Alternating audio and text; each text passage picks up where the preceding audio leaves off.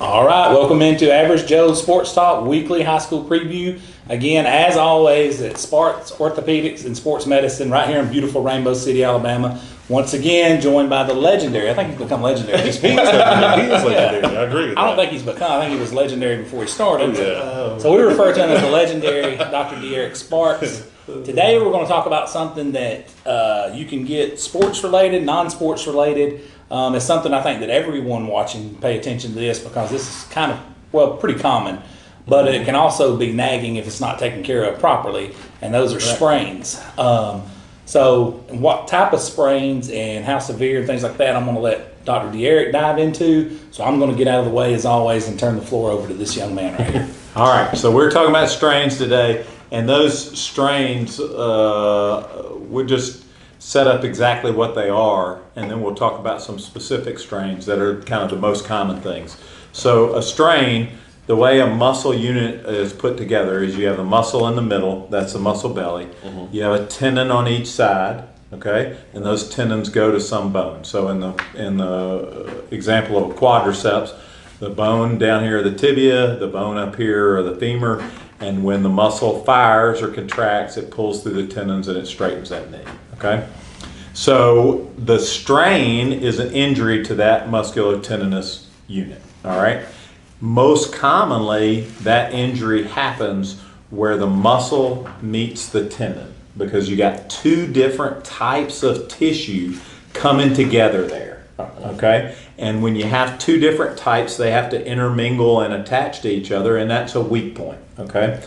It can happen in the muscle belly, it can happen in the tendon where it meets the bone, but the most common place for a strain to occur is where the muscle and the tendon meet each other. That's really the weak point. Okay. Now, when we talk about strains, they typically happen in a certain at a certain time during the use of a muscle. So when the muscle itself contracts, right? So it fires and the muscle shortens. And when it shortens, it produces whatever motor function it's going to produce. And there's different types of contraction. So there's, we'll take the biceps for example. So a concentric contraction is where the biceps shortens and the muscle shortens. That's easy for a muscle to do. It's hard for a muscle to do what's called an eccentric contraction, where the muscle is firing and the muscle's having to lengthen at the same time. So when we do preacher curls and we burn it out and you're trying to hold on to that last little one and your arms are dropping down but you're firing the muscle as hard as you can, that's an eccentric contraction. And that is a very stressful time for a muscle because it's made to shorten and pull something up, but it's so tired that it's lengthening, right? Mm-hmm. So eccentric contraction is really where most of these muscle strains occur, okay? Similar to a lot of things that we've talked about, these injuries are graded, just grade 1, 2, and 3, mild, moderate, severe. Recovery and all those things are going to depend on how bad the injury is. The most common muscle strains that we see are hamstring injuries, okay? Hamstring strains, followed pretty closely by groin injuries. The NCAA and the NFL have both done some studies in the past 10 years. The NCAA found that 10% of their injuries in a calendar year for football were hamstring injuries, okay? The NFL did a study a few years later, very similar results. In the NFL, 12% of the injuries that happened in that calendar year were hamstring injuries. Of injuries overall? Overall. All injuries took all NFL players, all NCAA football players. Yeah. It's a big number. You're talking about overall. So it is very common. We see it. It's really common. They can be, just like some other things, when you have a muscle strain, it can be recurrent, right? So we know athletes who've had a hamstring injury and then they just are dealing with it. It's a hamstring, another one. Mm-hmm. So about 30% recurrence rate, okay? So meaning that about 30% of people who get a hamstring injury are going to have issues with it going forward, more hamstring injuries.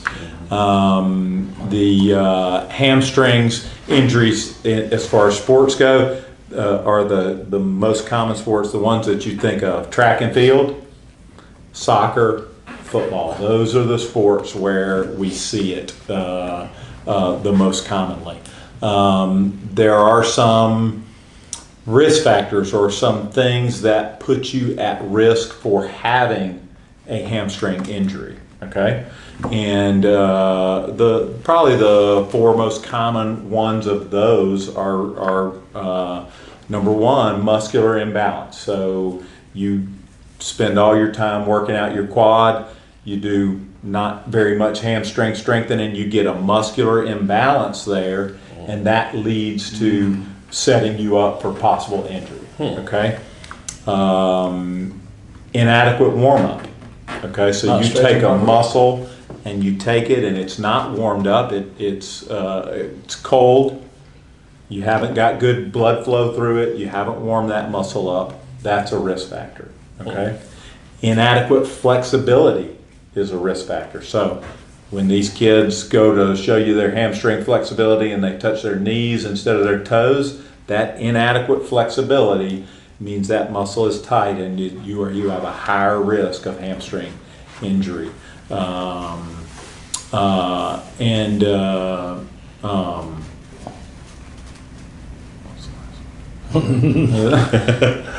So we said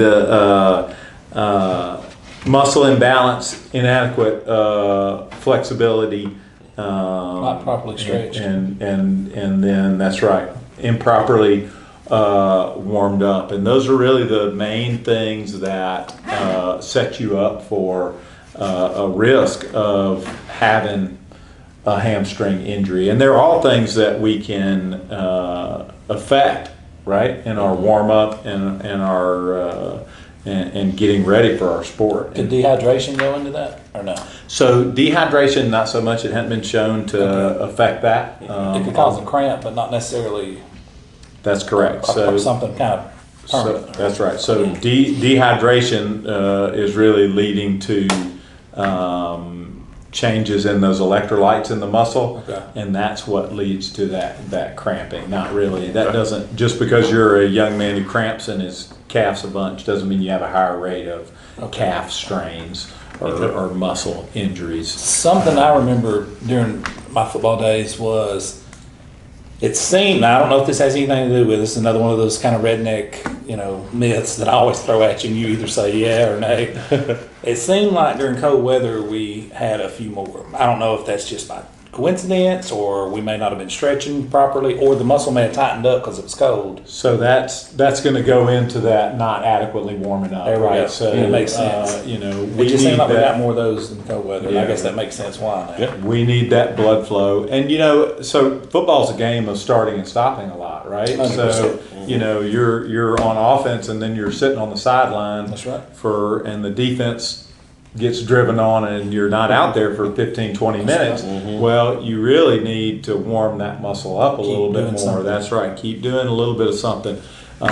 You see a lot of times on collegiate and NFL sidelines, bikes, right? Right. Yep. Okay, those are being used to maintain that muscle being warmed up, to maintain good blood flow to those muscles. And a lot of those guys you see on them are those kind of guys who sustain injuries. You're seeing defensive backs and wide receivers, skill guys on those, trying to stay warmed up. Makes sense. Because hamstring injury it's a power injury. It's happening mainly when you are doing power running, when you're going to push off, when you're going to fire and run at top speed. That's when you're seeing it the most. One of my most influential figures, I guess, out there is David Goggins. I study a lot of his stuff, and he had something medically wrong with him, and I think this is going to tie into what you said, where they had him on 17 medications at one time. He went from running ultra marathons, he's ran up to 240 miles in a day, or over a 30-hour period, to being bedridden. He couldn't even go to the mailbox and back. And he noticed there was a knot that came up on the back of his head, and they had him on 17 medications, blood thinners, muscle relaxers, just all this different stuff, and nothing was helping. He thought he was going to die. And he seen a study that a guy who's ex-military like himself did about stretching daily. He's like, if you're not stretching and your body goes through tremendous amounts of stress, whether it be mental, physical, especially physical, but mental can add to it. And he said, if you're not stretching properly daily, the way he described it is like your heart's trying to pump blood through a frozen turkey if it's never stretched. So he started stretching, and he found a psoas muscle, or what would be kind of like a hip flexor. Right. And he said he never stretched his. Right. And he started stretching. Started stretching that day. He stretched for 30 minutes. And he noticed, the guy mentioned the psoas muscle, or the hip flexor. And he got this thing called a pso-ride. It was a machine that stretches the hip flexor, specifically made to do that. And he noticed that lump on the back of his head went down a little bit, and he felt a little bit better. So the next day he did it again. Jay's heard this story. The next day he did it again. Pretty soon he's off all medication. He's back up out of bed, walking around, and within a week he's back running 10Ks and stuff of constant stretching daily. So now he does about an hour and 30 minutes a day. Right. But kind of what you said, if it's not warmed up properly and you're not stretching it over a time period, it could probably become like what he said, like a pumping blood through a frozen turkey. He said that's basically what his psoas had come to, and that pressure had built up on the back of his head and created that knot, which went away through stretching. Yeah. So that's kind of amazing. Really interesting. Yeah. For sure. So, dude, okay, so we got to recap here. Number one thing is not warmed up properly. So not stretching. That's right. So not having that muscle warmed up, important part of getting that blood flow into the muscle and helping with flexibility and preventing injury. Muscle imbalance. Muscle imbalance. So in other words, if you're at the gym and you like doing this workout, but you hate doing that workout. That's correct. Which, I mean, we all are like that, right? Yeah, for sure. No doubt. Definitely. Nobody likes leg day. No. Yeah. Leg day is not fun. Terry's pretty good now. But yeah, but you see guys all the time.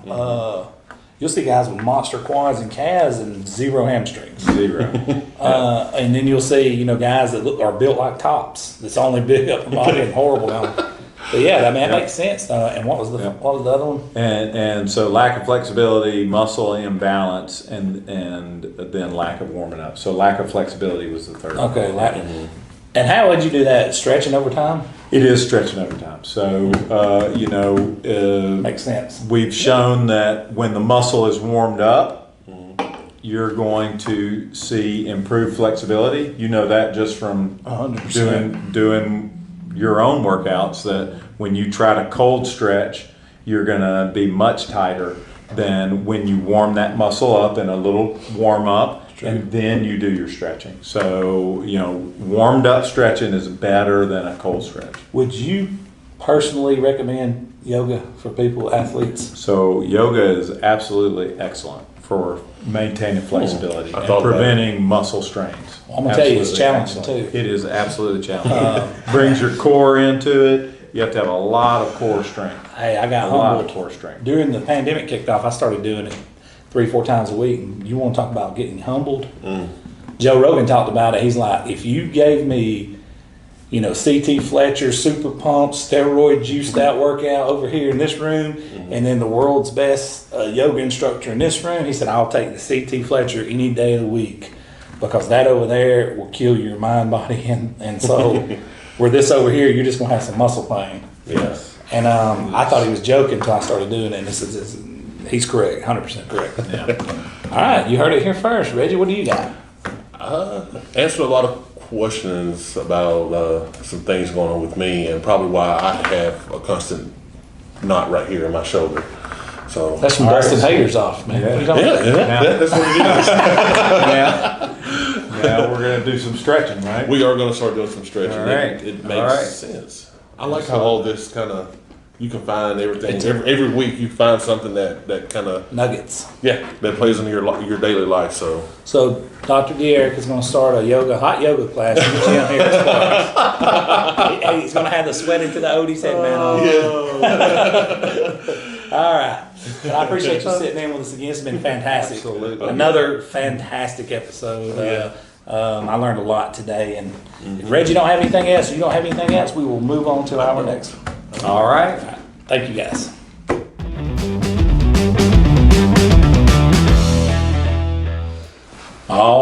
Now our next game is we're going to have on the Ashville Bulldogs. We're going to start with Mr. Kevin down there. Kevin, go ahead and introduce yourself. My name's Kevin Moore, graduate of Ashville High School and big Ashville Bulldog fan, and this guy right here. This guy right here, Coach Shay Monroe.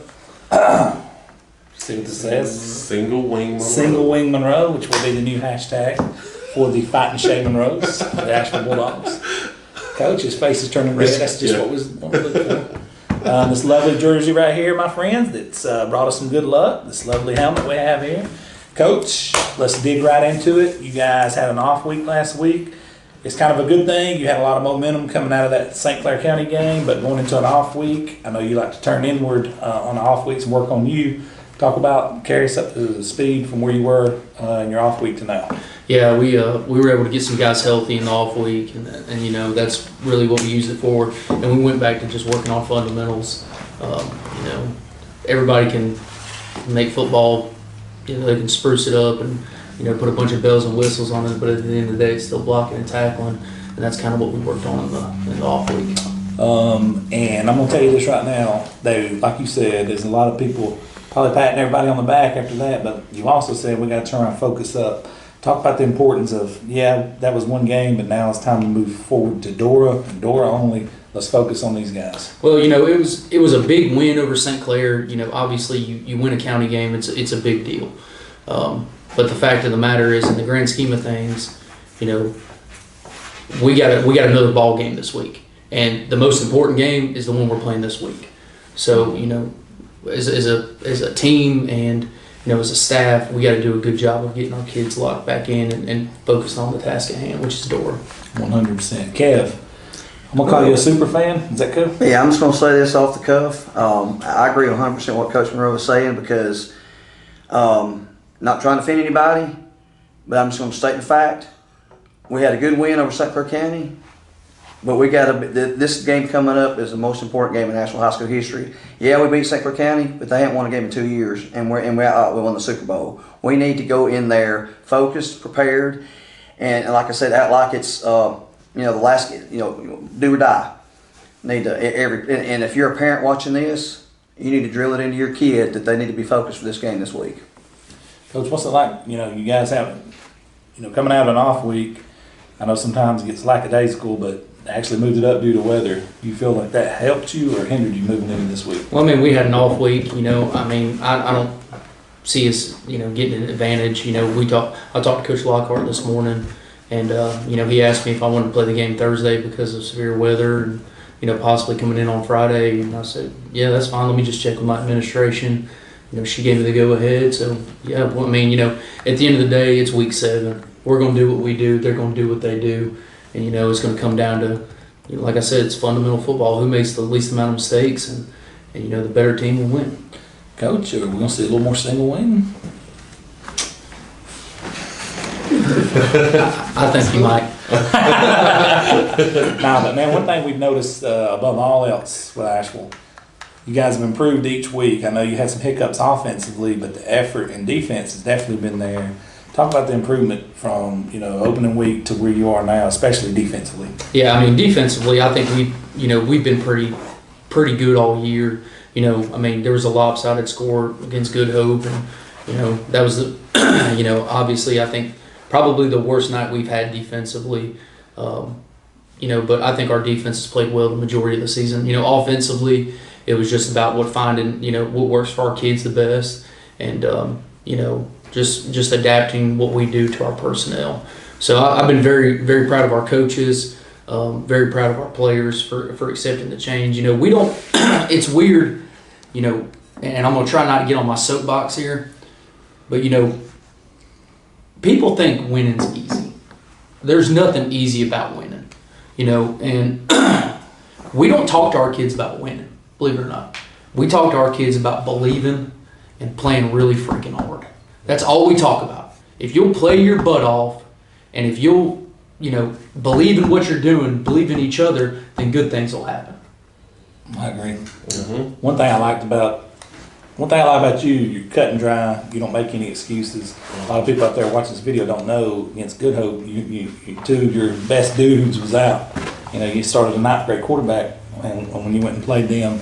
So I like you don't make any excuses. It's us versus them. It's all about execution and playing hard, and that's what you ask for your guys. And to me, I think that's why y'all are building a program out there. It ain't just a Johnny come lately or something fly by night. To me, it's a culture and an attitude change. Kevin, you can talk about that. You've been around the Ashville program a long time. And like he was saying earlier, we haven't been had a 500 record since 2005. For whatever different reason, we struggled, and every time we get to that point where we've like success around the corner, something happens. But I have not seen that happen this year. This team is, they believe in each other. They're fighting every play, and it was obvious in the win over St. Clair County. But what do you do next? It's like Dora's the next team we got to play. It's like a mountain. Dora's the first step. All right. If we get by, fortunately get by Dora, there's another game after that, another game after that, another game after that. We've got to get in there and get to the top of that mountain and play the best we can. And it takes community support, because you look at some other communities like Fyffe, Piedmont, and Ohatchee. We need full community support, and that's starting to kind of come back, and we need to keep it that way. The cities. I know it feels like these teams were built overnight, but they were not. No. Exactly. Yeah, so it takes you can talk to Coach Fiddlefield, Coach Smith, Coach Martin, Coach Horn. They'll all tell you it takes time. Yep. And it's playing each and every play, treating it like it's its own little game. That's right. I've had people laugh at me before because I've said we can have the same things that some other schools have, but it takes work, takes community effort, takes players working hard, and we can do anything any other school can. We just got to do it. Well, while we're on that topic, I think one thing that's really is helped us tremendously. You name those great programs. They all have one thing in common. They all have, their youth leagues buying in. I know we just had the Hoax Bluff kids on.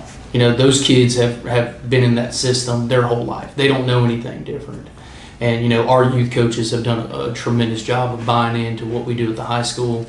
There's a running joke amongst our coaching staff and our youth coaches. Our youth team runs our offense better than we do. I mean, honestly, they do. They do a great job. That's awesome. And just it's about being on the same page. Everybody being on the same page. And there's a lot of things to be said about consistency within the program. Peanut gallery. Coach, as a former kicker, I gotta ask a question. I know 2 weeks ago you sent a kicker in for his first field goal ever in a game winner. What was going through your head with that? Well, here's honestly what was going through my head. It was an opportunity to show that young man that you had confidence in him. Right. It didn't matter where the ball was. Hey, just go out there and do your best. Yeah. Absolutely. The second thing was honestly, if he. The very worst case scenario is they block it and run back for a touchdown and the ball game's over. But the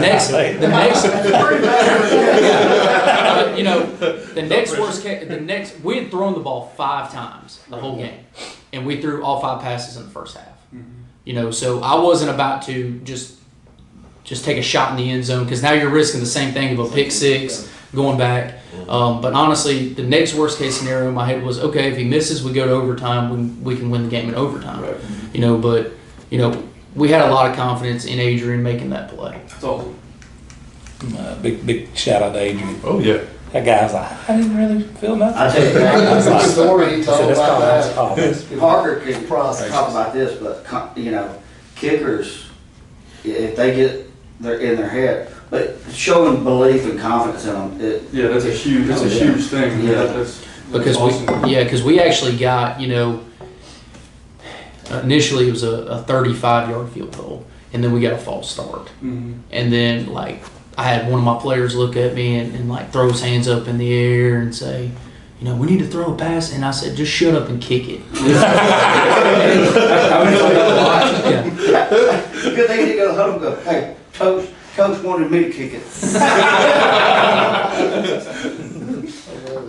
Coach Monroe, we like what he I was just going to say, talking about the youth league. Yeah. And there's a video out there of a youth league running back made a 95-yard touchdown run in our win Saturday against Aniana. So and watching that kid, It was extra special for Kevin. yeah, but I mean the future of our program is bright, and because these youth league coaches are doing a great job, and when they get up in the varsity, they already know the offense and they already know the scheme. and I know these guys are going to get them coached up. Coach, always great time to have you on. What you're doing over there is spectacular. We love it. I mean, my shirt already got compliments and people trying to buy it off of me. It's going to cost you, folks. It's going to cost you. We can make more, though. Coach Monroe, a pleasure. Good luck. If everything pans out, there's a chance I may be making the road trip with you Thursday. So Awesome. we'll see, Awesome. brother. Thank you, guys. We appreciate it. We're going to move on to the next.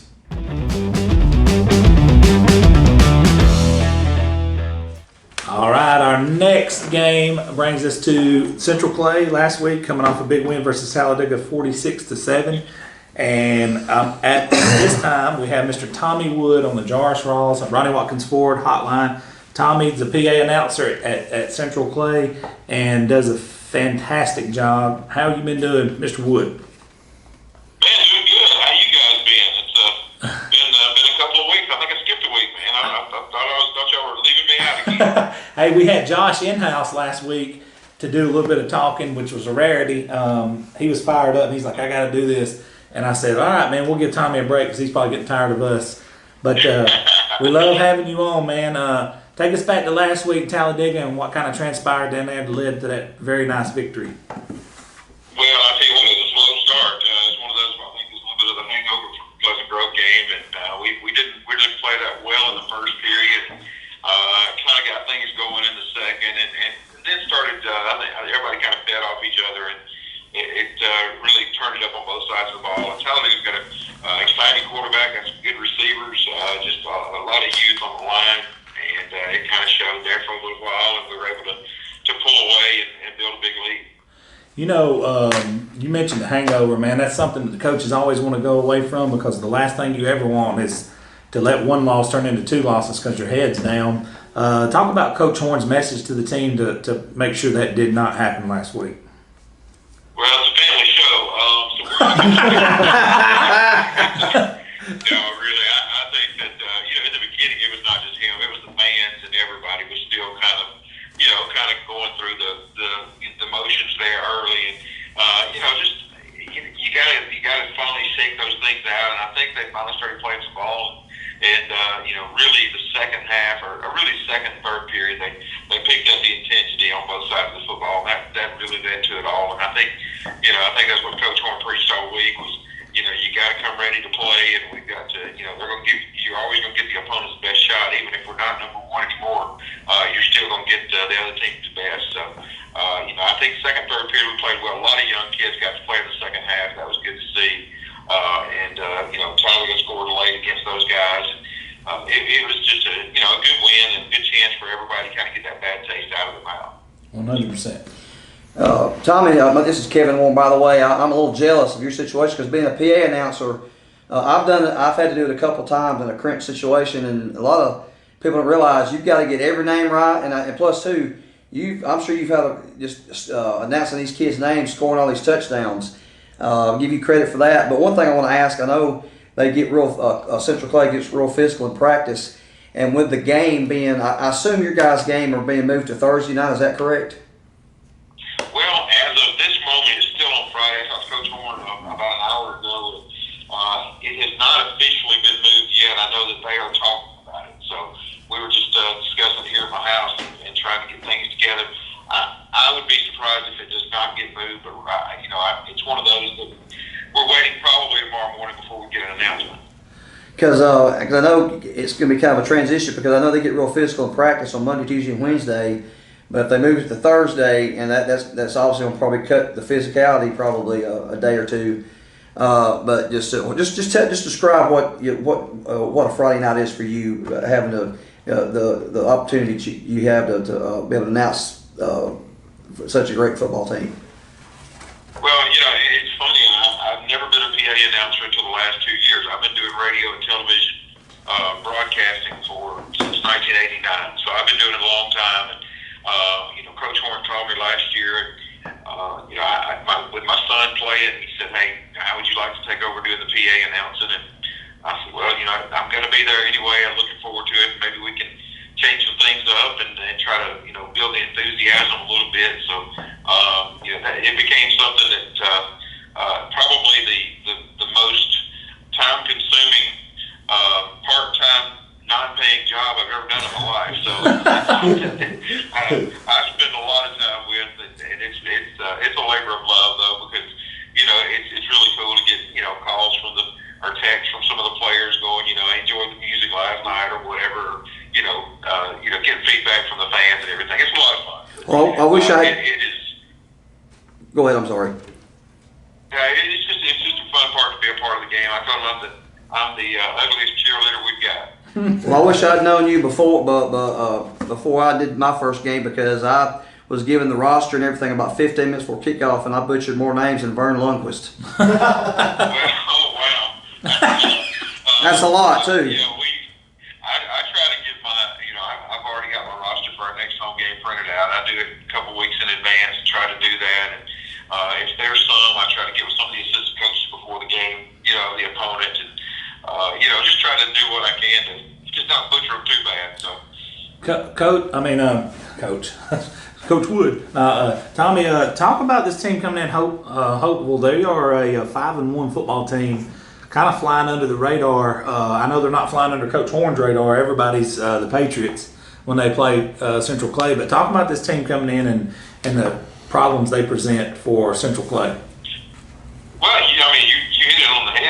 They're 5-1, and nobody likes to talk about them. And it's kind of one of those because there's not much of a tradition rivalry here because we haven't played them that much. And, I know the last time it was Holtville was really down, and still a lot of the fans, kind of remember those days. But we've got to realize that they are a 5-1 team, and their only loss was to Beauregard, 12-9. And other than that, they've been putting up about 30 points a game. They really take a lot of pride in their offense. That's something that we understand. They are a fast-paced offense, and so we're going to have to get in position in a hurry, and be ready because they're gonna snap it. And it's kind of like the Auburn offense really should be run, even though it's not. It's the way Auburn should run their offense, but they don't.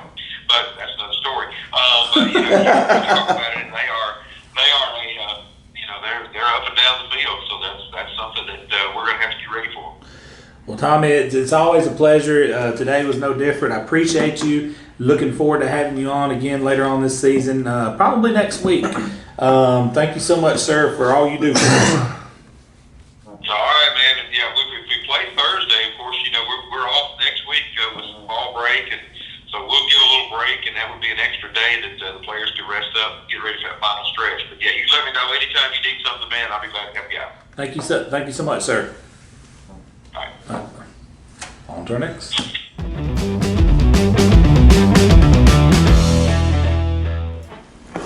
All right, guys. Our next game up, we've got the Coosa Christian Conquerors in the house with us.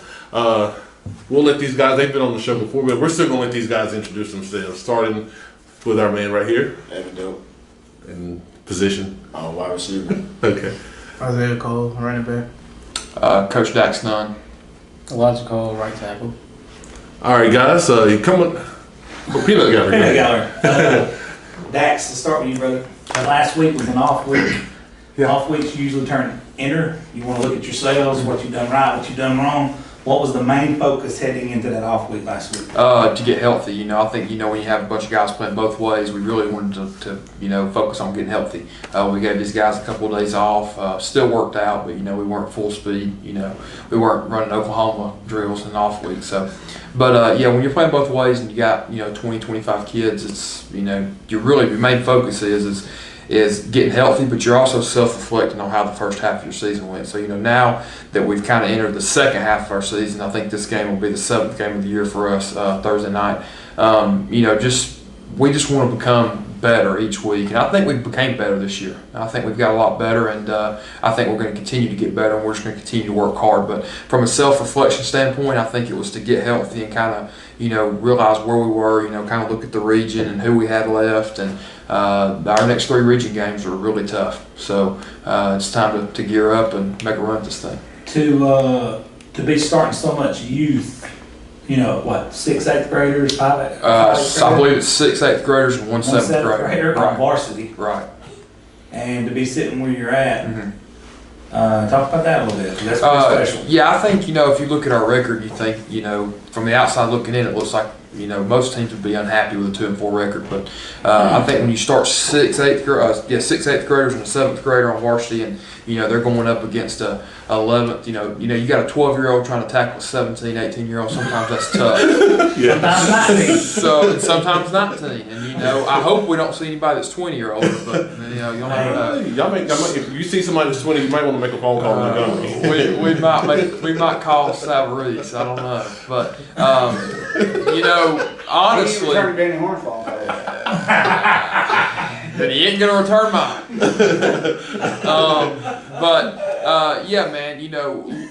Honestly, the overview of this whole season for us has been really a positive. I mean, to be 2-4, we've played really good teams, and we were competitive and against Woodville, and obviously Woodville, ended up pulling that one out against us, but we were competitive all night long, and that's really what we preach. We preach to be competitive. We preach to work hard, and just from our standpoint, obviously, like I said, looking from the outside, if you didn't know who Coosa Christian was and what we were trying to do, you would say that's just normal Coosa Christian, from the past. But we're getting better, we're working hard, and these kids are working extremely hard, and I think it's the only way's up for us. I don't think we go down. I think we go up. So, you brought up positivity last week.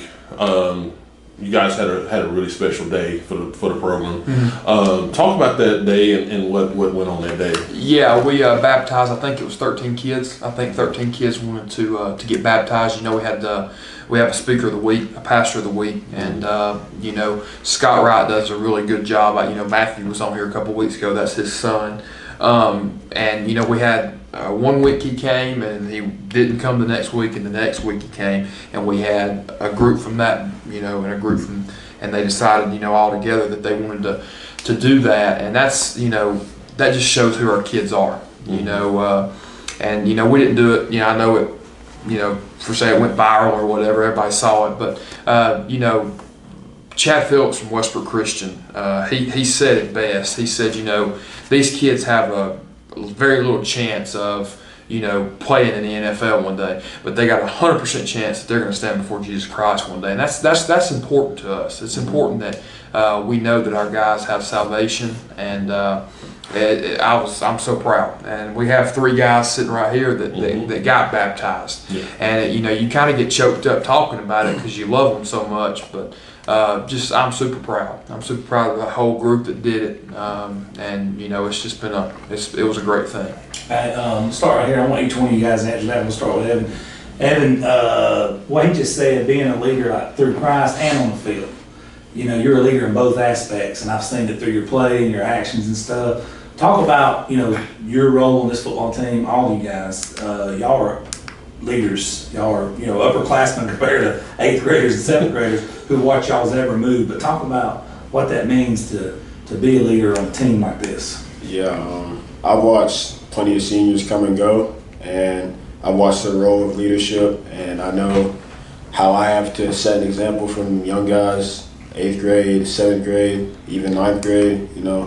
I got to be that example for them through Christ, and through brotherhood. I got to be a good leader for them so they know how to lead their team when they get up here. 100%. Yeah. Oh yeah, it's like what you said, leading a good example, and most people when they think of a Christian, they'll think, oh, he's weak, he only goes to church, but like when you're being a leader, you can show other people that you can be, a follower of Christ and a beast on the football field, because Exactly. 100%. Agree with that. Yeah, I treat the 7th and 8th graders just like how I want to be treated, because like when I was in 7th and 8th grade, I didn't want to get beat up all the time by the seniors, so I stick up for them every time during practice. I like that. Yeah, Tim Tebow said it best, just because you're Christian don't mean you got to be weak. I mean, he said, all things are possible through Christ, and he strengthens me, so why not celebrate that? Why not play with all your might? While we're talking about special things at Coosa Christian, not quite to that level, but I just left from there, and the burger at the concession stand. The bar has been set with the burger. Josh went from Jesus to burgers. I'm telling you, the bar is set on burgers for me. Coosa Christian burger is the burger to beat. I'm gonna check it out. Guys, I'm gonna start back with you right over here and work our way back down. What's it gonna take to get everything together and peak at the right time and make the most of the season? We just gotta play hard and don't forget where we're at. Gotta keep our mind focused. Yeah, what he said, and fly around, have fun, even though it's a very competitive sport. If you're not having fun, there's no reason you should be playing, because if you're not enjoying it, you're not gonna give it up your all. I mean, just like they said, but even if we don't pick it up this season, I know them guys they're gonna be a good football team. I mean, I hope they go way further than we did and they do big things. And they're a bunch of dogs. I mean, y'all seen them. Mm-hmm. I mean, they're gonna be really good come 2 years. So. But you want to be known for setting that foundation. Yeah, I do. I definitely want to leave my legacy at Coosa and let them know that, let our senior year be a stepping stone for them guys to step up on. The way y'all practice with the Navy SEAL at the helm, one out on the field's easy. Yeah, that's easy. Friday nights. Coaching's easy too, so. I'm sure that's a couple of rap here and there. Oh man, every game, man. It doesn't matter what it is. He's gonna yell at me about something, but it's just you got to keep trucking. Part of it. That's part of it. All right, well, guys, I'm glad you guys came on with us. We're going to shut this one down. Move on to the next.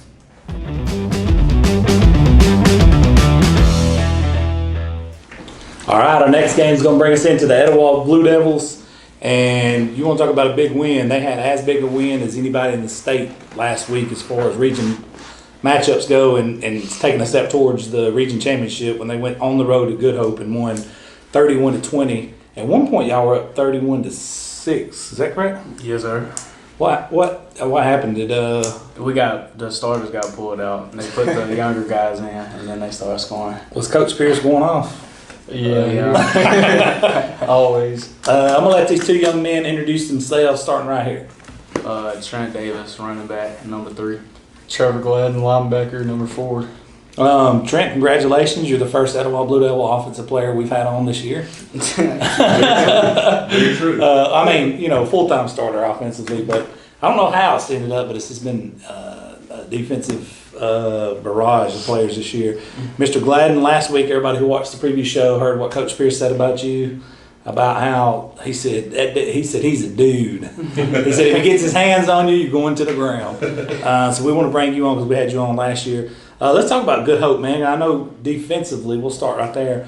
Going into that game, you knew they had a big physical line and especially a big running back, but they wanted to run downhill on you guys. But seems like you guys put a stop to that early, and then you actually got 2 special teams touchdowns too, correct? Yes, sir. I know that helped, but let's talk about defensively, that effort you guys gave before the starters got pulled.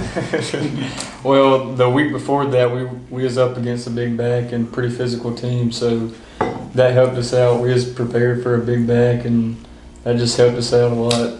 Are you talking about Love from Fort Payne? Yes, sir. Yeah, he's a pretty good sized dude. Trent, offensively, talk about you guys' output, because you moved the ball pretty consistently against these guys all night.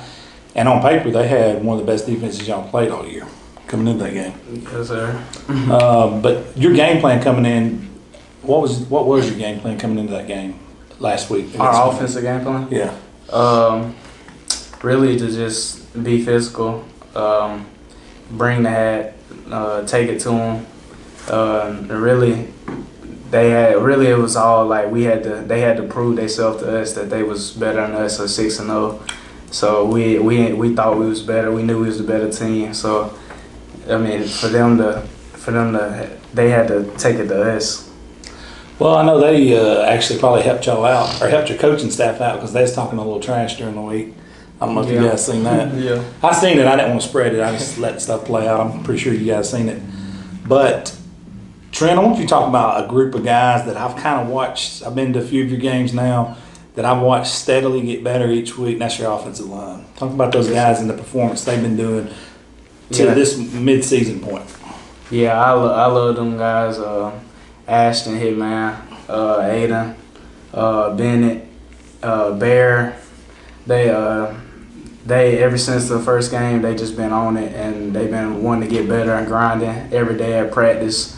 Having to deal with Coach Cook, it ain't real good at practice for them, but they've been playing good, and I wouldn't be able to do what I do without them. 100%. Yeah, I seem like they've gotten a little bit better each week, and I think that's kind of helped bring on Trace as well, because I mean, you know, kind of a new offensive line and then a new quarterback just with a couple of weeks of practice kind of started you guys out behind the 8 ball. But I think y'all have come on, obviously, because that was as big a win as that was had in a while right there, in my opinion, last week. Definitely. In that gallery, you gotta. I was agreeing with you. Another question though. Now you guys didn't have Freeman last week either, did you? Yeah, we had. Caleb? Yeah, he didn't get to play. Yeah, Okay. he I know there's speculation he might not play. Yeah, he played. Okay, good. That's good. But see, that linebacking core you guys got.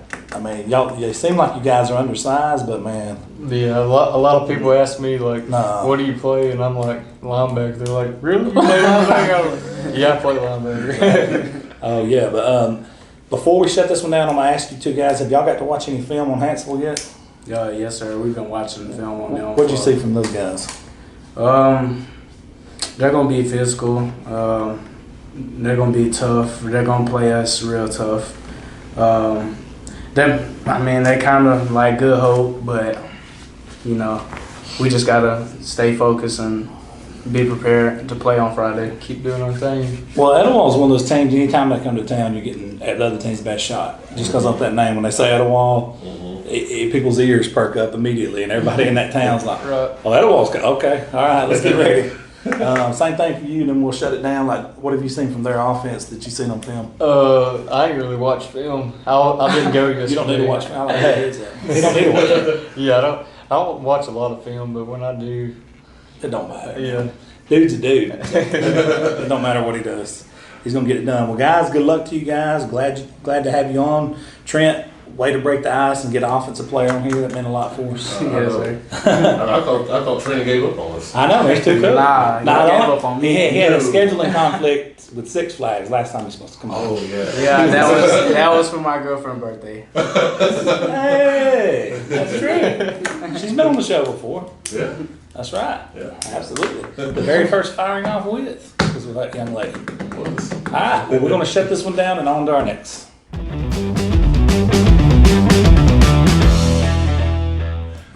All right, now our next game brings us into the Fyffe Red Devils, Reggie.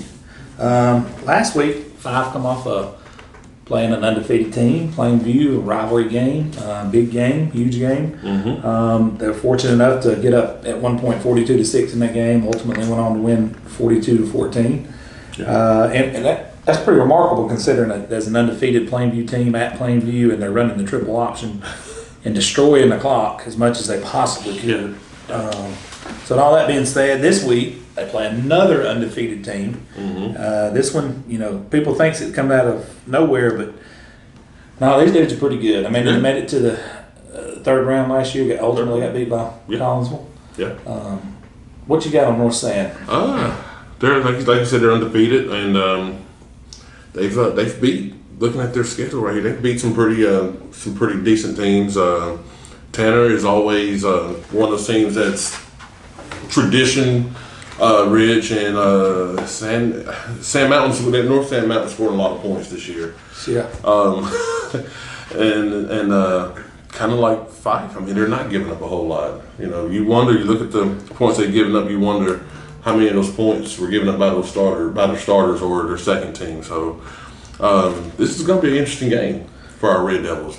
Yeah, one thing about this game that really kind of steps out to me is, I mean, how many weeks do you put it together, peak at this time? You know, last week was such an emotional game, you know, the seniors playing Plainview for the last time, and then how do you go dial it down and then dial it right back up and go play, you know, another undefeated team? Yeah. Although, and then you throw in the distraction, which we just got word this game's moved from Friday to Thursday. So now you have one less day to prepare this week. Yeah.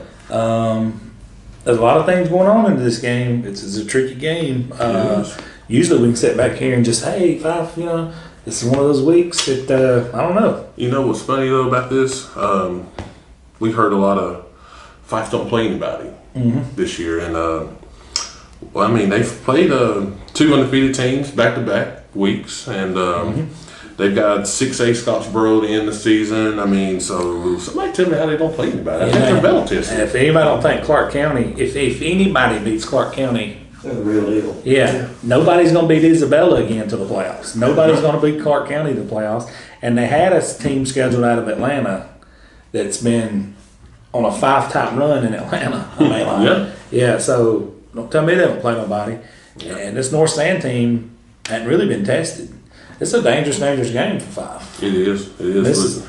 If you look, you want to hear real. People don't think North Sand's for real. Fyffe's outscored their opponents 268-38. North Sand has outscored their opponents 237-60. Wow, very similar stats there. So if you don't think North Sand's a dangerous opponent this week, you got another thing coming. They don't have Landon Green, but that may be a good thing because a lot of times he would force the ball and they get turnovers off of him. Now they seem to be taking care of the ball better, more under control, controlling the clock, which is helping their defense. So they're a dangerous team. This is a team that can slip up on you. Fyffe needs to take them very serious. I think they will. I mean, Coach Benfield's going to have those guys ready to go. I mean, I'm glad I got to see him last week, by the way. That was my first time seeing Fyffe this year. So, very, very happy to see those guys. But Coach Benfield's going to have them ready. He's going to have them focused and dialed in and ready to go. I mean, look how many games they've won in a row. Look how many tough games they played in that streak. If I'm not mistaken, Reggie, you got to throw in the X factor of another distraction of homecoming. Ooh. Homecoming, Thursday night game, emotional highs. How many more distractions do we have? Players. I don't know nothing about that. No. Something about North Side Island. Yeah, I don't know. They may have a few. But other than that, Reggie, you got anything else? I don't. I think we about covered Yeah. I don't have to tell the folks from Fyffe. You guys, let's do what Fyffe does. Let's line up. Let's run the football. Let's take care of the football. Let's play good defense. Let's get out of this game with a win. Because at the end of the day, this is going to be for what? Region Championship. I do believe this. Winner of this it's it. I mean, pretty much. Yeah. Looking at this. It's not a region game, is it? No, it's not a region game. No, After this, is Geraldine and Asbury. Yeah, this is not a region. Once they got past Plainview, it's going to be the region. Yep. So North Sand is not a region game; it's a familiar opponent. It is. So. Yeah, they stayed in 2A, didn't they? Yeah, they did. North Sand stayed in 2A. Yeah, they did. Yeah, so the next region game will be Geraldine. But moving forward, this is a critical game. I know Coach don't like to talk about it, keep the streaks alive, keep moving forward, homecoming win, shortened week. Anything else you want to throw in there? Is there a fire going to be happening somewhere up there? Any other distractions? Other than that, we're going to shut this one down. On to our next.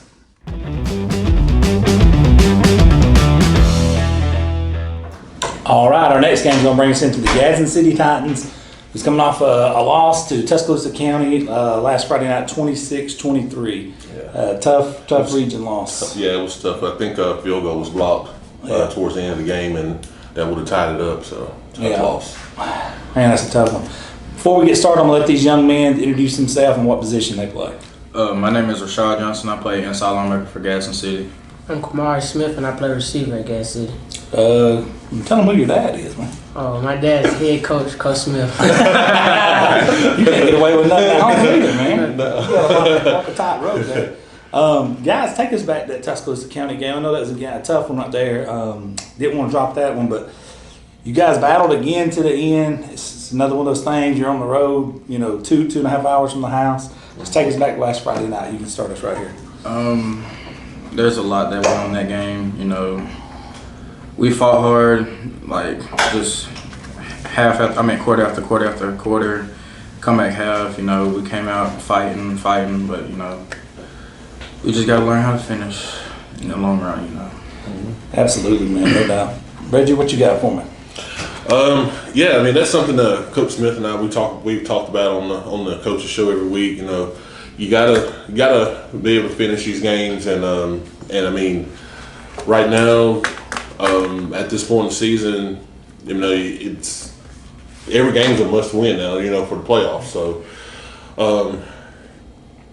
going forward, I mean, I know we got Thompson coming in this week. It's going to be a huge challenge, but going forward, I mean, we gotta just pick up the pieces and move on. Yeah, that's, playing a game like Thompson, man,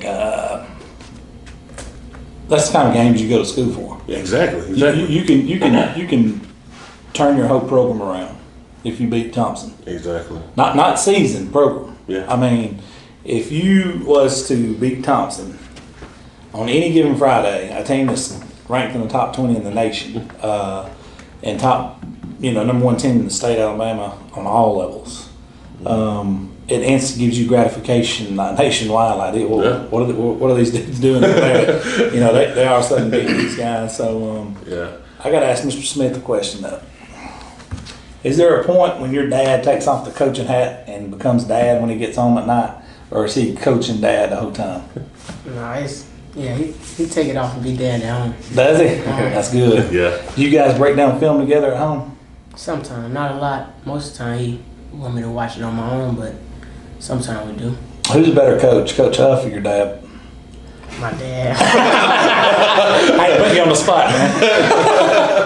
Hey, both of them's great coaches, though. They are. Yeah. Both of them's well respected coaches, though. Oh yeah, definitely. But yeah, going back to this Thompson game, man. I watched them play live against Oxford. They're really fast. They're really good offensively. They're good defensively, but I mean, Oxford went up down the field on them. The one thing I did notice about them is their execution. They execute really, really well. Their quarterback, he seems to be pretty sound. Their receivers get separation. So, like, defensively, I know you guys are going to have your hand full with those guys. What have you seen from them on tape, or have you got to watch film yet? From what we've seen on tape, they have some really good receivers, and they have a good quarterback. He's, very well coached. He's mobile, but, at the end of the day, we just got to play, execute, just focus on us and do what we got to do to win. I love it. Reggie, what you got? Speaking on that, there's something that Coach Smith and I have talked about almost on a weekly basis on the coach's show. He mentioned that you guys have got to learn to play the team and not the name on their jerseys, because if you go out there and play, you go out there and focus on, okay, this is just another game, and not worry about, oh, it's Thompson, they're ranked number whatever in the nation, you'll be better. But if you go out there and so that's something I know we've talked about. And has he mentioned that to you guys any this week? Yes, sir. He has. He's always mentioned that to us. All he tells us is just go out there and just ball. Yeah. Yeah, we supposed to, they give us a place, we go out there and execute. That's it. I agree, man. This is we've all heard the David and Goliath story. Gas City, I've said it all along, they're a few points away from being like, it's a couple losses. I mean, Oxford lost, I'll give you that, but all these other games, I mean, they're right there with anybody. So I mean, this is an opportunity to take a huge step forward, to get out there and perform. And Gadsden City's one of those teams that they get on a roll, man, things can happen real quick. Yeah. And we've seen it happen before in the past. Yeah. So definitely a huge opportunity. What else you got for him, Reggie? Hey, we gotta get him on the Coach Smith show, man. Yeah, we do. Yeah. We're working on that. That's something that's in the works. Too cool to hang out with us at Kia? Well, we got something planned. It was supposed to be this week, but with games starting to get moved to Thursday, we haven't heard on the Gadsden City Thompson game yet, but we're gonna do something. We're gonna rename it the Coach Smith and Son Show. I like that. You cool with that? I ain't got no problem with it. We'll talk to the Kia people. Sit back and get in the car too. Whoa! He's just kidding. I was just kidding. Hey, but if y'all want to throw one our way, we'll take it. Oh yeah. We're not kidding. We're serious. You guys got anything else besides go Titans? Tighten up. Hey, just come out and support. There you go. Yeah. Fight through it. That's it, baby. All right. We're gonna shut this one down and on to our next.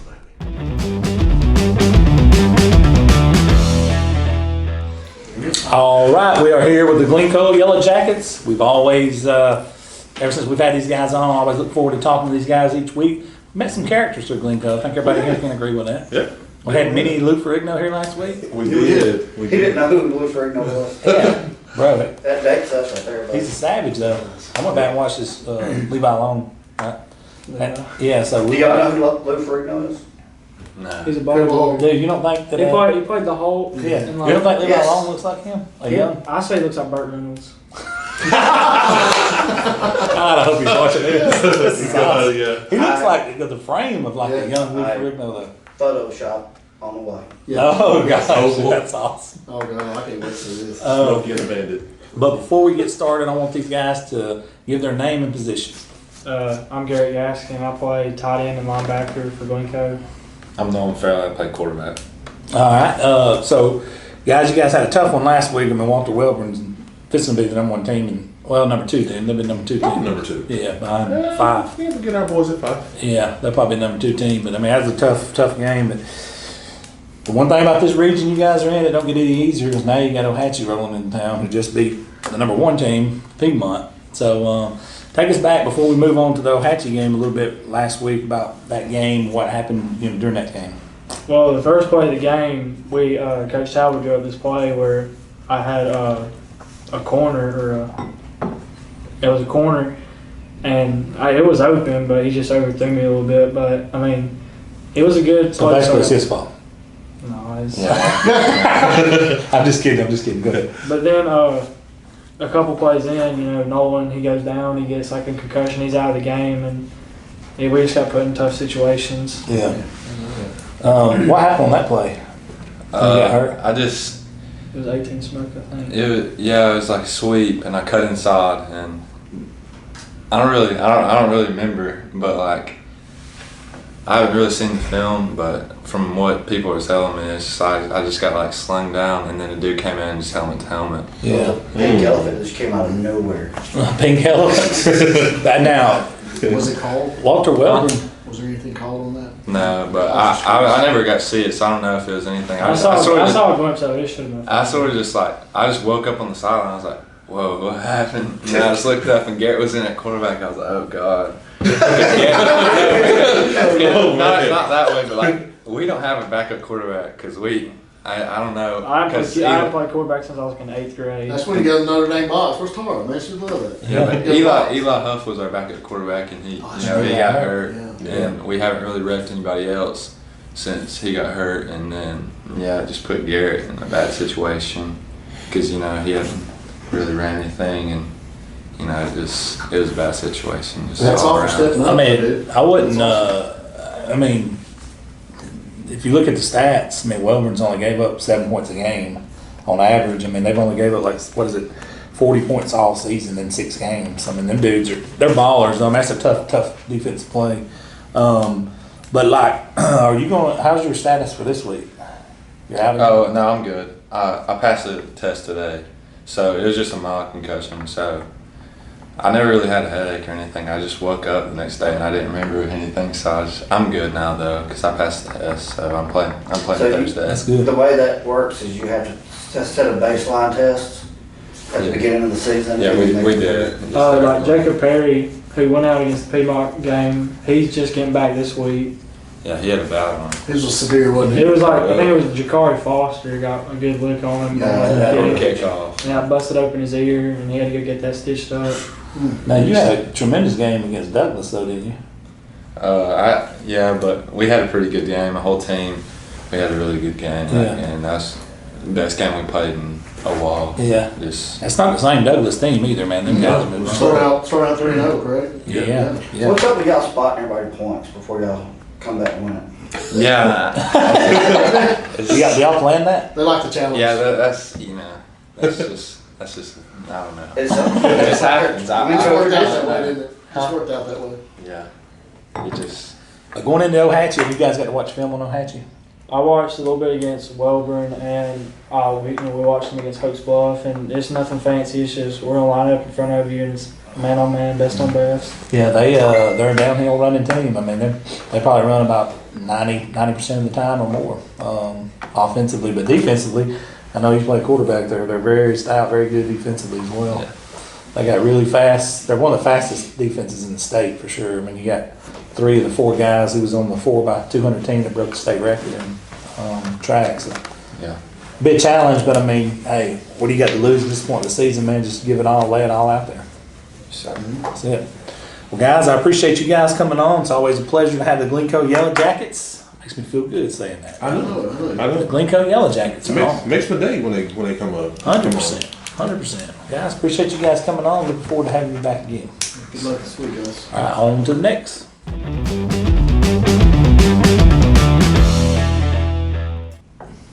All right, everybody, we're back with the Holtville Eagles, guys from what we call the Woodshed, my alma mater. So I'm gonna let these guys introduce themselves. Name and position.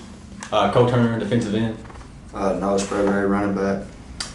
Guys, coming off a 63-8 win over Weaver. So tell us a little bit about that game. How that went last week. Well, Coach Rob told us not to overlook them because it's still a playoff game. They're still region, so we came in there and did what we got to do to win. Weaver didn't they have 2 weeks off due to COVID or something like that? So and they only had 1 week of practice, I think. I want to say. Yeah. Well, so we had a couple of young guys get to play. I mean, did we get? Yeah, we did. I mean, we get a little experience from our young guys this week. They got a lot to play. We come out there the first half, play hard, and finish the business. What's the score at halftime? Just out of curiosity. I didn't make that game. I want to so- say it was 42-0. Yeah. 42-0. Okay. Coach Rob. Coach Rob. Go to school. I got. You never let us score on 63 points, Rob. Come on, man. When's the last time Hopewell scored 63 points? I don't know. Sure, In one game, I don't know. Did Darian and them? Yeah, we set a record. I think it's the highest points Coach was That's ever the had. highest we've ever had. The other night was? Wow. Really? So during the whole needs, Ashton never got that high? I don't think so. I don't ever remember in Wow. the 60s. I hardly remember. I didn't think the scoreboard at Hope Split went up that high. Before, What was it, Weaver? So Weaver, it was there. It was at It was Weaver. way- Okay, that makes sense. Yeah, they'll cut it off then. before then, I think it was like 55 points. Oh, wow. Well, this week, guys, we're back home, Hoax Bluff. We got a really good Wellborn team. This is one of those games that it's kind of like we were talking about. This could literally define your season right here. A win over these guys could define your season. Have y'all got to watch any film on Wellborn? We have a little bit. They're a really good team. We just have to go out there and do what we do. Yeah. Is Wellborn a run team, pass out? Oh, yeah. They run a lot of power stuff. He can throw it some, but they're They throw more than run. Apache and Fyffe. Yeah. They don't throw it a lot. Yeah, they only throw when they really have to. Yeah, it's pretty hard-nosed football. Yeah. Their coach is old school hard nosed. Coach Smith, and he likes to do. He's about like Rob. He's old school. To line it straight up, ahead. bump chest. let's Coach hit 'em Monroe, in the I mouth. coached with him before. 6 degrees of Shay Monroe. That definitely affects in that. But Yeah. he's old school. His team kind of exhilarates that through him. So it's going to be like line of scrimmage and Josh's famous words, pads popping. This is going to be your football game.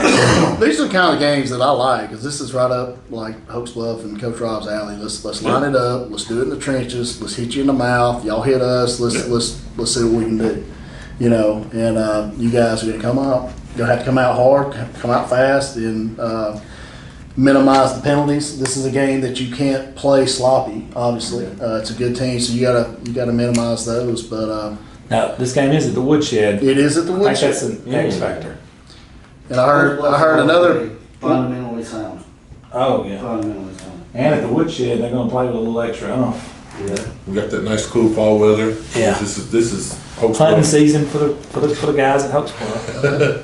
It's pad popping weather. Pad popping with it. You play running back too as well, right? Yes, sir. You and Tucker Yes, sir. both. What's it like running behind those big uglies up front? Y'all got some big uglies now. They got Lev, they got Oh, yeah, J.R. JR. Golden, Lumpkins. What is that like, man? I never had those bigger dudes. What's it like, man? It's pretty good when you run through Can the you hole. see past them when you touch the ball? You don't have to. Just wait till the hole opens up. Yeah. You just gotta trust that hole's gonna be there Yeah. when you get there. I can look between them. That's Yeah, about it. there you go. That's all you need. That's all I'm saying. I love it. That's one of the bigger lines I remember them having in a while. This is as big of an offensive line I've seen in years. They got some beef They've got some up front. dudes, man. They Yeah. really do. So What else would you want with Coach Ron? I mean, that's right, man. He could have Bo Jackson. He'd trade him for a good offensive line. That's right. He would. He would. Well, guys, we appreciate y'all coming on. Listen, it's one of those games, man. Let's go out there and have some fun and bust some heads because they're going to do it. We're going to do it. They're at the woodshed. We're going to have a good crowd. That's one thing Holtzbluff always does. Have they moved this one to Thursday yet or no? Yes, it has been moved They to have Thursday moved night. to It has. Okay. So Yeah. I think probably most of the games will be moved to Thursday due to the weather. So let's go out there and do it, guys. Absolutely. Thank you guys for coming on the show, man, and we'll see you Thursday night. Yes, it is, sir. On to our next one.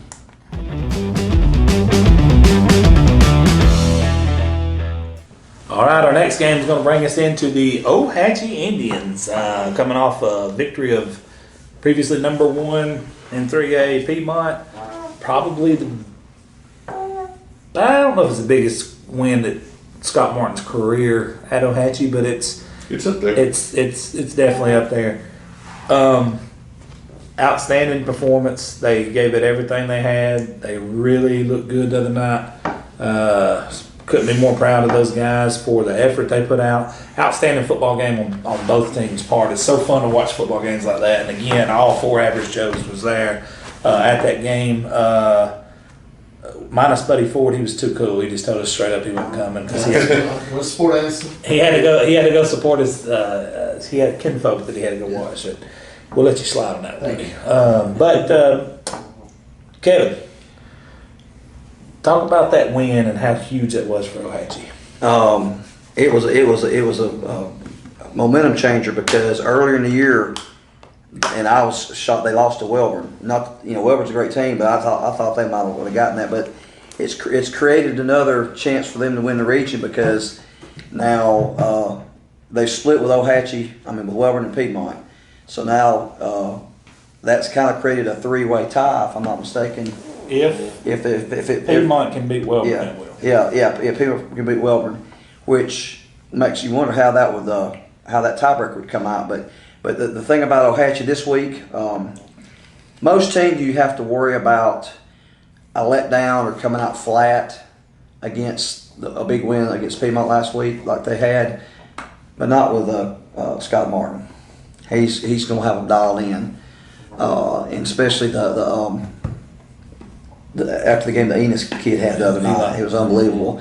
In fact, I kind of feel like I know somebody famous now because he was on, I want to say Fox 6 or one of the local TV that player. He was with our girl from Fox 6. Christina. Yeah, Christina. Yeah. Christina Chambers. And I was like, hey, I know that kid. I met him last week. But he had a phenomenal game, and next time he's here, I'm gonna try to get his autograph. So that when he comes up big and famous, I'll have something that's worth something. So He had a phenomenal game. oh yeah, he was all over the This field. show, so you can get an autograph. One thing. That's part of the show, so you can get your autograph. Yeah, I didn't get one last week, so I've got my single wing one on the wall. But A single wing Monroe. yeah, that's right. One thing about Scott Martin, you talk about not overlooking a game. He don't overlook a play. He talks about we work and we set up and we prepare all week to play this game on Friday night. All right. So then when you get out there to play on that game, there's only so many snaps you're going to get inside that game. All right. So why not give me everything you got on every single play? And if something goes wrong, let that play go to the wayside. Don't even think about it because guess what's coming up next? The next play. Another play. So I want you to laser focus in on every single snap. Give me everything you got on that snap. Not this week. I want it on that snap. And then the next snap. And then the next snap. So when you start breaking down stuff like that, and you talk about Scott Martin, not going to let them overlook Glencoe, who they got coming up this week. He's not. They're going to be ready. They're going to be prepared. And let's call it what it is. They're a downhill running team. And Glencoe is going to be facing a very hot team. They're going to be facing a very confident team coming off that win, and a team that's not going to let down. So it's going to be a tall task for Glencoe. We don't do predictions on the show, but it's going to be a tall task for Glencoe to play Ohatchee because, they look good. I know they look good. They look physical. They are as advertised on defense to shut Piedmont out the second half of that game. That was amazing right there because I was keeping up with some games. I was at home just flipping back between that game and another one, and I saw in the score was 15-8 Piedmont at half, and I thought, Hatch's got to do something in the second half because if Piedmont gets ahead of them, it could go over with quick, but they didn't. They didn't score the rest of the half. Ohatchee found a way to get in there and put some points on the board. And, to me, that was more impressive than beating Piedmont at all. Just coming from behind at their place to beat them. Off an amazing play. Yeah, exactly. Ohatchee should be able to build on this momentum. They should make it more confident. Not cocky, but confident in to finish the year out and not lose another game. Yeah, I mean they got the toughest part of their schedule is definitely behind them now. So, but like you said, not going to let them down. Like I said, when you laser focus in, like I told you, he does play by play. It's hard to have a letdown for a week or a half, more or less. A whole game. I would hate to be an offensive lineman at Ohatchee that false starts in the middle of a game or legal procedure. I would not want to. If that were me, I would go to Glencoe sideline. I would not come to Ohatchee because just the faith and wrath of Coach Martin. Yeah, he gets after it pretty good. He was dialed in Friday, man. He was really. I went to both sidelines and got to see different points of coaches from both sidelines and Coach Jennings and Coach Martin and those guys out there. I mean, those are some. And it was excellent coaches. And it was cool to see Coach Martin and Coach Smith embrace each other after the game because I don't know them at all. I mean, I kind of sort of know Coach Smith, but I feel like they got a pretty good respect for each other and get along okay. So outstanding respect for each other on both sides. And I know they get after each other on social media, the fan bases, but I think the two fan bases actually respect each other. Oh, yeah. And two of the most passionate fan bases we cover. I mean, 1 through 7A, they both get after it. With that being said, I think we're going to shut this one down. Do you got anything else? Just say good luck to both teams Friday night and hopefully have an injury-free game. Can I get a roll tribe out of you? Roll, tribe, roll. There you go. All right, we're going to shut this one down and move on to the next.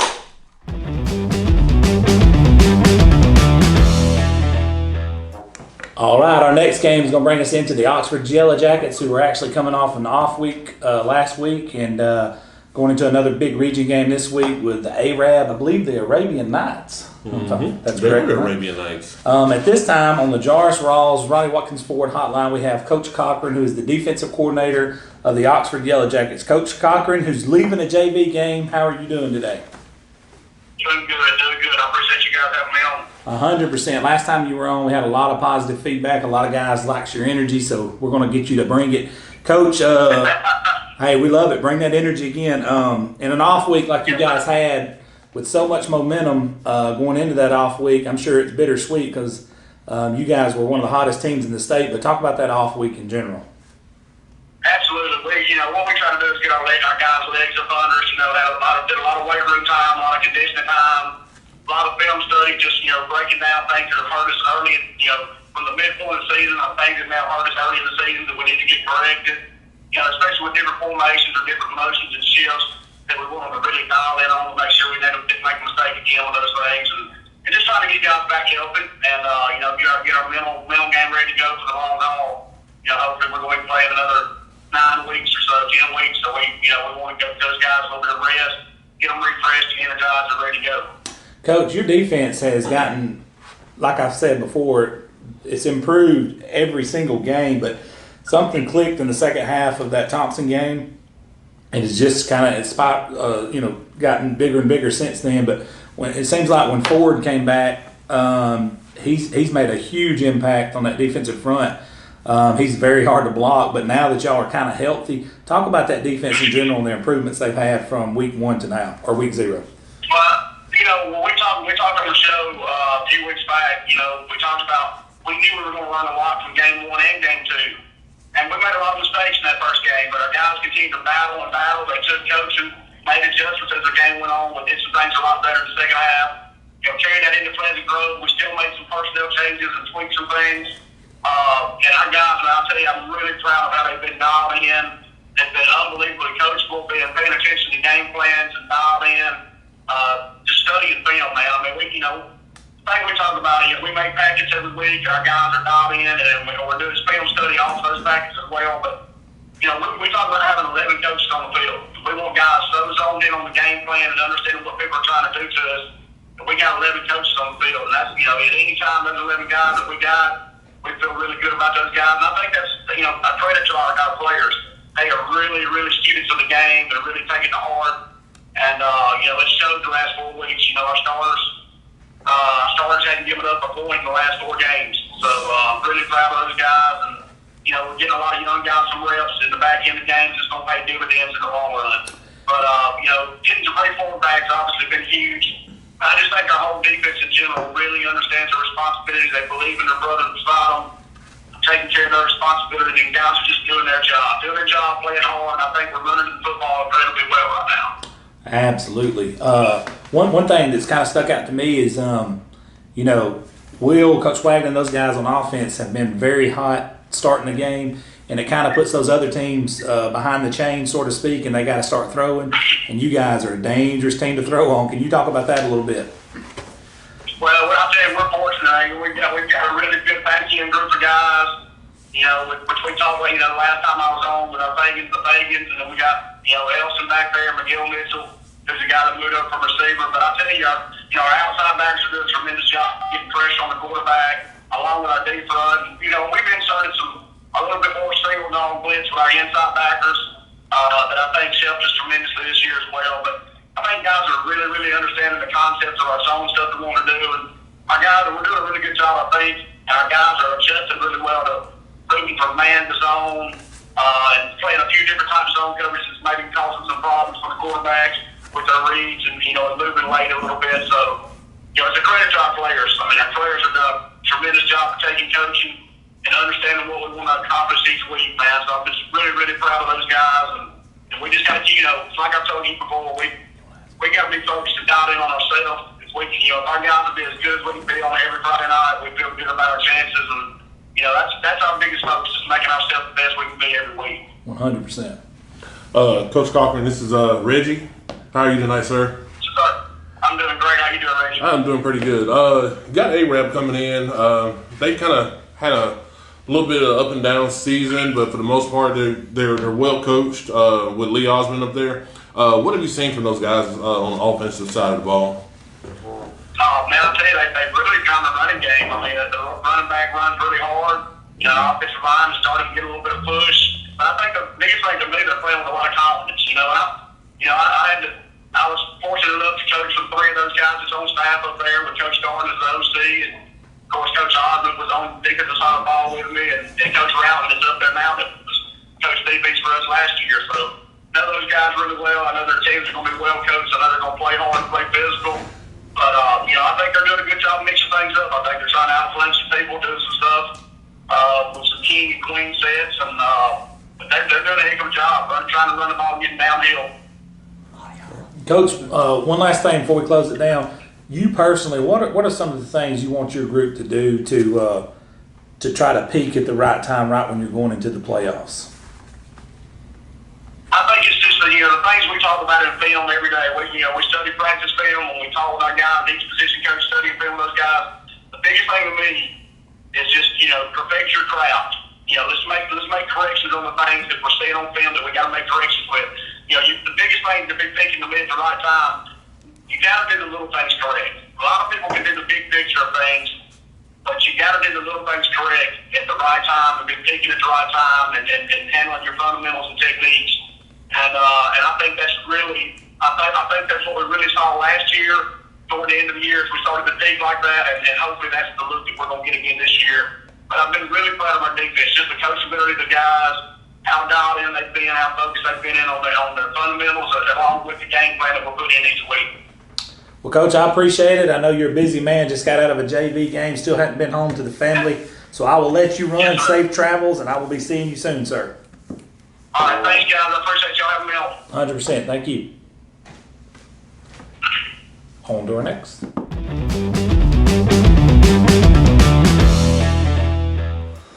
All right, our next game is going to bring us to the Piedmont Bulldogs. Coming off a tough loss to Ohatchee, man. It was a tough loss. Great football game, great atmosphere. I got to come out and watch. By the time we made it there, it's actually the fourth quarter had started at the Field of Champions. Reggie and I was there. Josh was there. Tara was there. Anytime there's more than one average Joe at an event on a Friday night at one time, it's usually a huge game. when there's 4 average Joes at an event, it's probably the biggest game in the state, and it happens to be with some teams that we cover. And that was the case the other night. The game did not, in any shape, form, or fashion, let us down from what we thought it was going to be.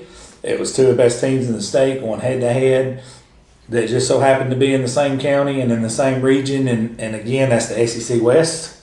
I think you'll agree with that. Oh, yeah. Definitely 3A.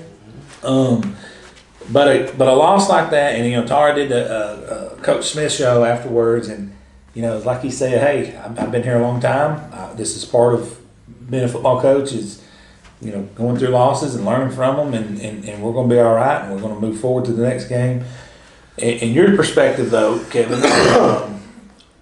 I mean, it's a tough loss, but in the grand scheme of things, Piedmont still controls their own destiny. Everything's Right. still in front of them. Talk about, from a Piedmont standpoint, what you think they need to do moving forward. Well, first of all, they got to forget about what happened last Friday night. Because with Ashville being off, I debated about whether to go to the game and watch it because that was a championship atmosphere. And I thought I'd just stay home and listen to it. And they trailed 15, or actually Piedmont led 15-8 at the half. I was shocked that they were not able to score at all the second half. So evidently whatever OH was doing was working to shut them out the rest of the game. But if I'm a player on Piedmont, or if I'm the coaching staff of Piedmont, just tend to forget about it. They're still in this. They control their own destiny. And sometimes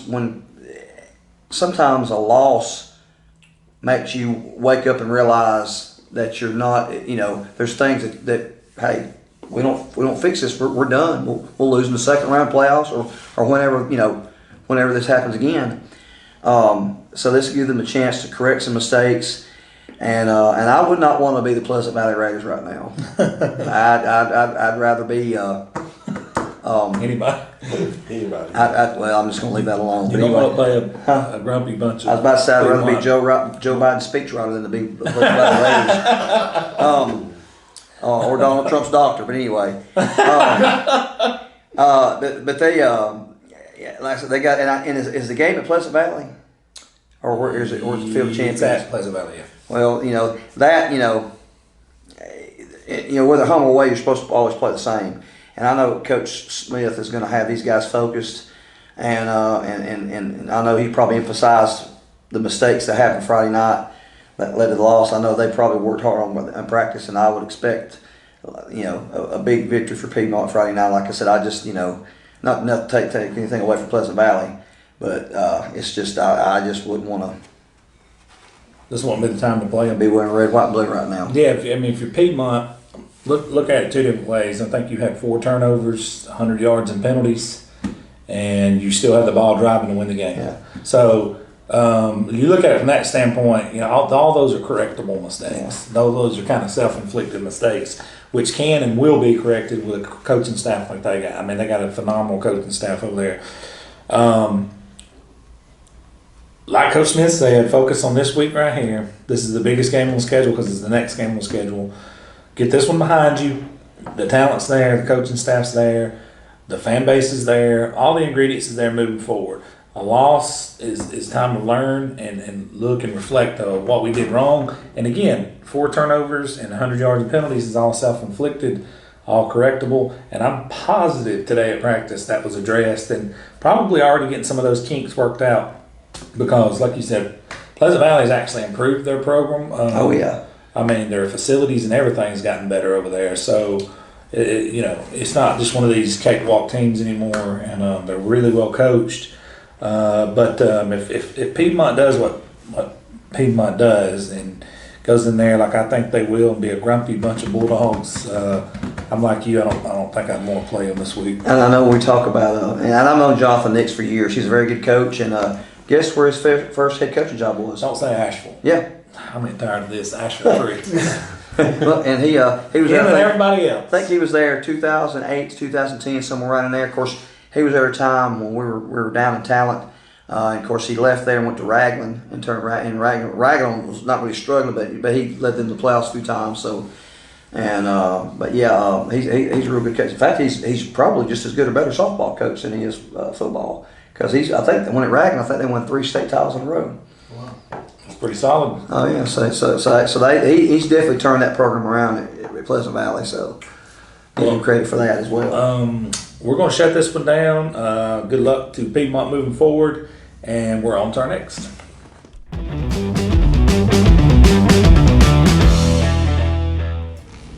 All right, our next game up, we've got the Southside Panthers in the house tonight. We'll let these guys introduce themselves, starting over here. Your name and position. Ethan Lott, tight end DN. Davis Hawley, receiver. Tucker Pierce, right guard. John Gilbert, left tackle. All right, guys, you're coming off a huge regional win against Springville Tigers last week. Offense had a great night. I think you guys had almost 700 yards of offense. Yes. All right, kind of take us back to Friday night and kind of tell us about that game. We started off strong, and then we had a bunch of flags, which kind of set us back, but we didn't stop fighting. I mean, we had a good game plan going in, and I feel like we threw the ball and ran the ball really good.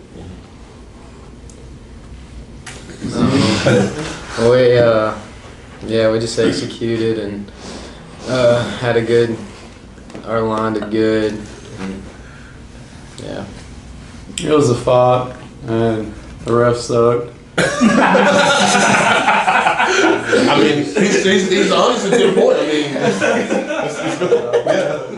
let's go ahead and put it up there. I got a question. Any one of you guys can answer this. Was there a point in the game where a coach was like, "Hey, let me handle the refs. You guys keep playing"? I mean, was that hard to do? I mean, I know it's part of it though. It's just frustrating. Yeah, but and y'all said, I mean, Carnell had big plays called back. Mm-hmm. You said Alden had a big play called back. Yeah. Rich had some plays called back, but you guys still had 700 plus yards in offense, I do believe. Yes, sir. Anybody can take this right here. What went into executing at that level, man? Because Springville's not some just chump team. You know what I mean? They're a pretty solid football team with some athletes. Anybody can take that. We knew it wouldn't be given to us, and we had to win. So, Like, the mindset of Southside football's changed, in my opinion, man, with Coach Nelson.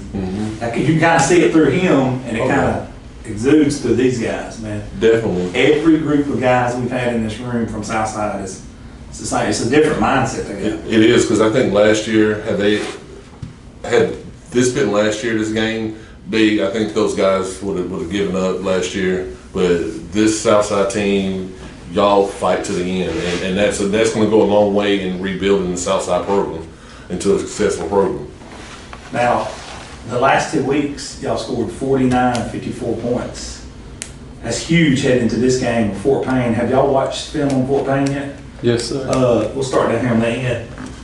Defensively, what have you seen from Fort Payne? They're pretty tough, I know that, but I mean, I've just seen them have a big front. I haven't paid attention to anything else. you just worry about what's in front of you. Yes, Where sir. your head's at. Same question to you.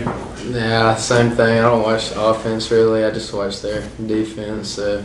I got you. What about you two guys, execution-wise? What have y'all seen from them? I know they play their corners off a little bit, and sometimes they line up with one safety. So we gotta attack short stuff, and we gotta be able to run the ball. Yes, sir. That's the key right there. I'll say the same thing. We just gotta use SQL and then just not give up. And Well, you know, Michael Rich is one of those guys, when he gets rolling, he's as good as anybody. He's got the arm strength of anybody in the state that I've seen. You know, when we're talking about from Trey on down to anybody I've seen, that guy can sling it. But I think the key to even Rich is going to be, can we run the ball enough to where Fort Payne can't pin their ears back? So offensive linemen, you guys, that's where you guys come into play. You know what I'm saying? Yes, And I know Coach has probably had keyed on that. Has he talked about we got to execute and run the ball against these guys? yes, sir. Oh, absolutely. And defensively, we'll swap it over. They got about a 230, 240 pound back in Love. What have y'all seen from that guy? I mean, he's a hoss. We just gotta tackle him. Oh, yeah. Gotta get everybody to the ball. 100%. We're going to see Carnell play a little linebacker again? They went in at the end. Not giving that away yet? One thing I can tell you about Fort Payne, they are tough and they will not back down.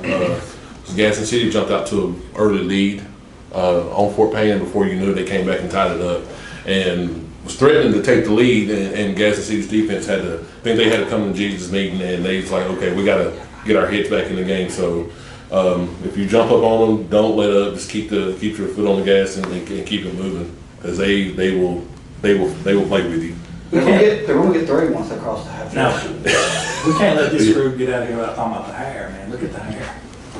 This is a staple on the show. Can you guys pull your hats off for a second? Yeah. It's the Southside Shag, and we got the hair flips. Southside Shag. Hey, we don't need mullets all the time. They're not doing mine. No. They're going to stay to what Southside does, which is a natural flow. I see a couple of kind of contenders shaggy. in the 64 person bracket. Oh yeah, we're about to do a hair. I don't know if y'all heard about our hair competition. We're about to do a bracket. Who's got the best hair in the county? Well, teams we cover it's all over the county. So I see a couple of contenders in the bracket. I do too. The Southside Shag's still here. It's still alive. Guys, appreciate you guys coming on. You guys are welcome back anytime, and let's keep this thing rolling. Get you guys over into the playoffs and make a run. Yes, sir. Thank you guys. Thank you.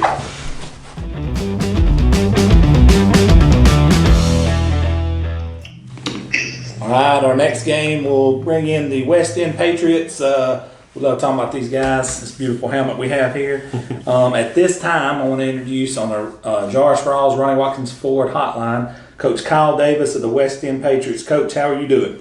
I'm doing good, guys. Thanks for having me in here tonight. Coach, normally we have you in here to enjoy some fellowship and pizza with us, but tonight you had some other things going on, and that's great because we got the hotline, so you're still here with us in spirit.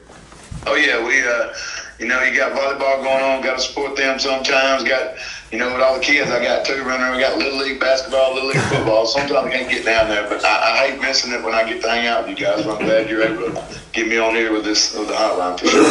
Well, Coach, I appreciate you. I want to dive. Last week had a tough game. If you can, take us back to last week and what went on before we move on to talk about this week.